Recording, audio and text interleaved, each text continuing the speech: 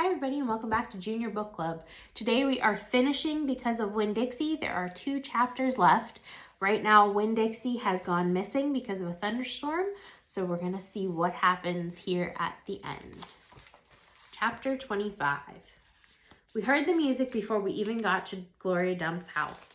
We heard it almost a block away. It was guitar playing and singing and clapping. "I wonder what's going on," my father said. We walked up Gloria's sidewalk and around the back, through her yard and into her kitchen, and what we saw was Otis playing his guitar, and Miss Franny and Gloria sitting there smiling and singing, and Gloria holding Sweetie Pie in her lap. Amanda and Dunlap and Stevie were on the kitchen floor, clapping along and having the best possible time.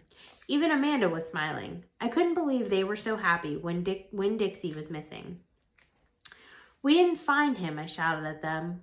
The music stopped and Gloria Dump looked at me and said, "Child, we know you didn't find him. You didn't find him because he was right here all along." She took her cane and poked at something under her chair.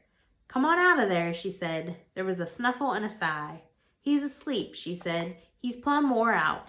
She poked around with her cane again and Winn-Dixie stood up from underneath her chair and yawned. "Winn-Dixie," I hollered. "Dog," Gertrude squawked. Winn-Dixie wagged his tail and showed me all his teeth and sneezed. I went pushing past everybody. I dropped to the floor and wrapped my arms around him. "Where have you been?" I asked him. He yawned again. "How did you find him?" I asked. "Now there's a story," said Miss Franny. "Gloria, why don't you tell it?" "Well," said Gloria Dump, "we was all just sitting around waiting for you two, and after I convinced these Dewberry boys that I ain't no scary witch all full of spells and potions." "She ain't no witch," Stevie said. He shook his bald head. He looked kind of disappointed. "Nah," said Dunlap, "she ain't. If she was, she would have turned us into toads by now." He grinned. "I could have told you that she wasn't a witch. Witches don't exist," said Amanda. "They are just myths." "All right now," said Gloria. "What happened was we got through all them witchy things, and then Franny said, 'Why don't we have a little music while we wait for you two to get back?' And so Otis played his guitar, and whoo-wee, there ain't a song he don't know. If he don't know it, he can pick it up right quick if you hum it to him. He has a gift." Gloria stopped and smiled over at Otis, and he smiled back. He looked all lit up from the inside. "Tell what happened," Sweetie Pie said. "Tell about the dog." "So," said Gloria, "Franny and me, we started thinking about all these songs we knew from when we was girls. We got Otis to play them when we started singing them, teaching the words to the children. And then somebody sneezed," Sweetie Pie shouted. "That's right," said Gloria. "Somebody sneezed, and it wasn't none of us. So we looked around wondering who did, thinking that maybe we got us a burglar in the house. We looked around and we didn't see nothing, so we started singing again. And sure enough, there was another big achoo. Sounded like it was coming from my bedroom. So I sent Otis in there. I said, 'Otis, go on in there and see who is sneezing.' So Otis went, and do you know what he found?" I shook my head. "Winn-Dixie," shouted Sweetie Pie.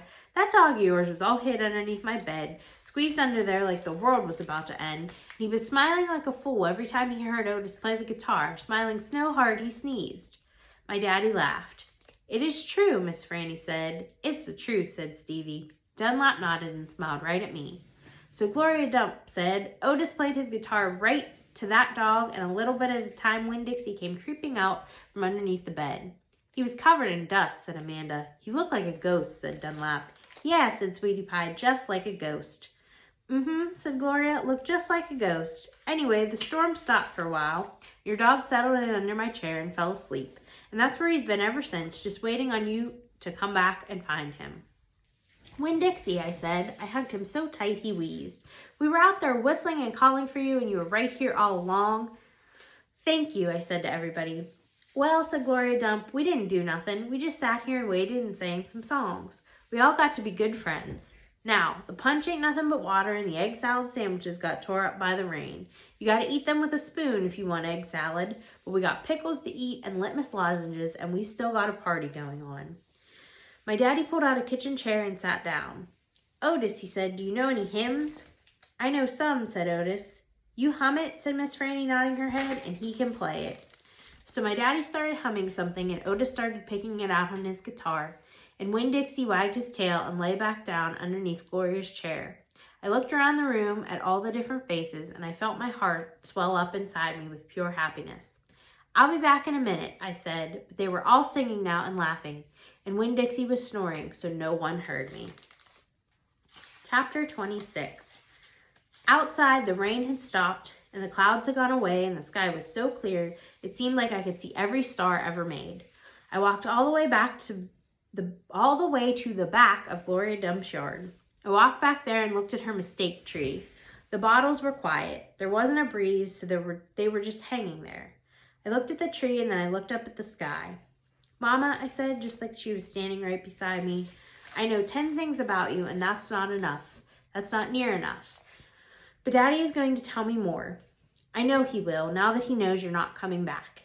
He misses you, and I miss you, but my heart doesn't feel empty anymore. It's full all the way up.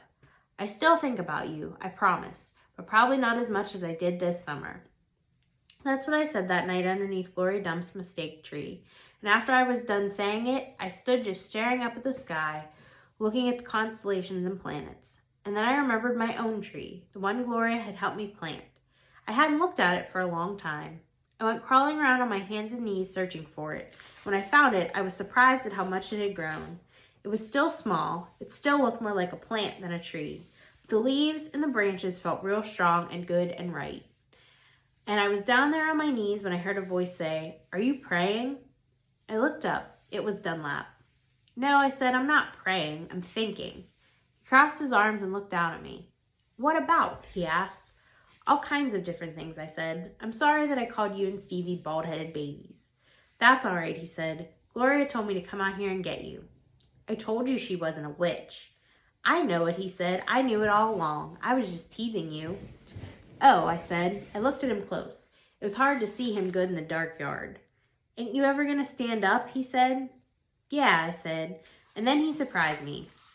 He did something I never thought in a million years a Dewberry boy would do. He held out his hand to help me up, and I took it. I let him pull me to my feet. "I'll race you back to the house," Dunlap said, and he started to run.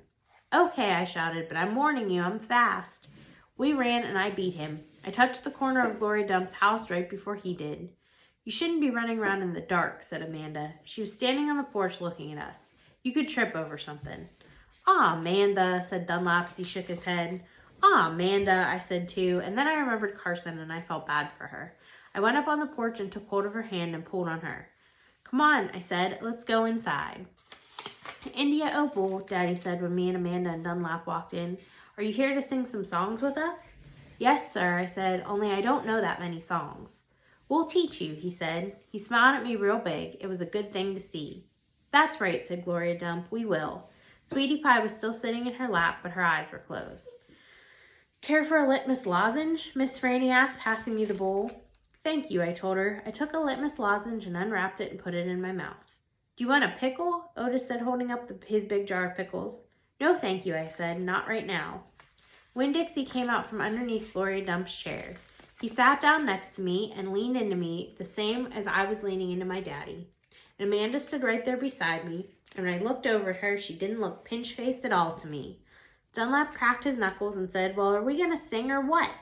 "Yeah," Stevie echoed. "Are we going to sing or what?" "Let's sing," said Sweetie Pie, opening her eyes and sitting up straight. "Let's sing for the dog." Otis laughed and strummed his guitar, and the flavor of the litmus lozenge opened in my mouth like a flower blooming all sweet and sad. And then Otis and Gloria and Stevie and Miss Franny and Dunlap and Amanda and Sweetie Pie and my daddy all started to sing a song, and I listened careful so I could learn it right. And that is the end of our story. So we hope you enjoyed this story. We'll see what book is coming next. It will be announced soon. And let me know what you thought of this. Have a great day.